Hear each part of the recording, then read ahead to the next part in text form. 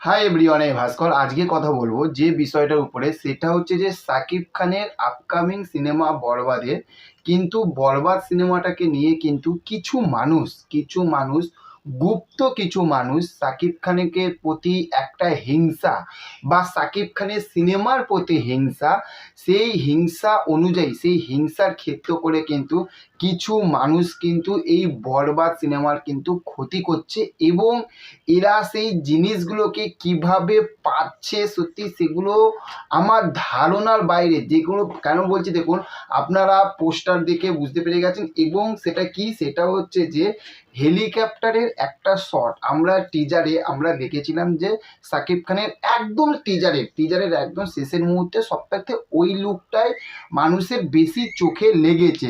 যে আর ডায়লগটা সেটা এ জিল্লু মাল দে, তাই না? তো সেখান থেকে সেই লুকে কিন্তু মেকার্সরা কিন্তু সাকিব খানকে কিন্তু তারা চাইলে কিন্তু পুরো ফেসটা কিন্তু দেখাতে পারতো, কিন্তু মেকার্সরা কিন্তু সেটা কিন্তু করেনি, জাস্ট হাফ পোর্শনটা তারা দেখালো। কেন? লোকের মধ্যে সাসপেন্সটাকে কি ক্রিয়েট করার জন্য। বরবাদ সিনেমাটা দেখুন, সাকিব খান আছে মানে বাংলাদেশের এত বড় একজন মেগাস্টার, একটা হাইপ থাকবে, এটা তো কনফার্ম।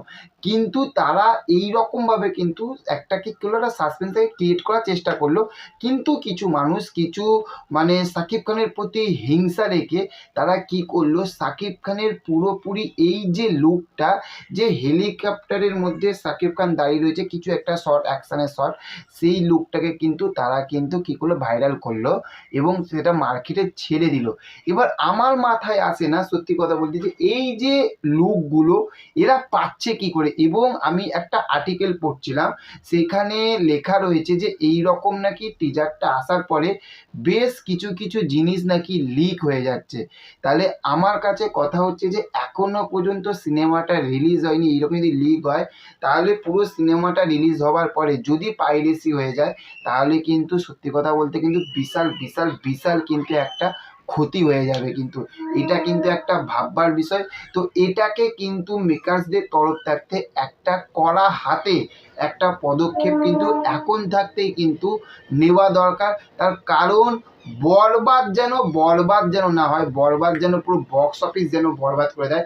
সাকিব খানের আমরা যেরকম তুফান দেখেছিলাম, তুফানের থাকতে যেন মানে সুনামি তুফান যেন হয়, এই রকমই কিন্তু আমরা কিন্তু সবসময় কিন্তু আমরা চাই। তো এই রকম যে লিকগুলো হচ্ছে তাদেরকে একটা কথা বলবো, যে যখন লিক করো না, এটা করা উচিত নয়। একটা সিনেমার কিন্তু প্রচুর বড় কিন্তু ক্ষতি হয়ে যাচ্ছে। আপনাদের কি মতামত সেটা অবশ্যই কমেন্ট করে জানাবেন। বরবাদ থাকতে আরও আপকামিং এবং লেটেস্ট আপডেট পাওয়ার জন্য আমাদের চ্যানেলটাকে সাবস্ক্রাইব করে রাখবেন। Okay, thank you, have a nice day. দেখা হচ্ছে পরবর্তী ভিডিওতে। ভালো থাকবেন আপনারা। Okay, thank you, tata, bye by.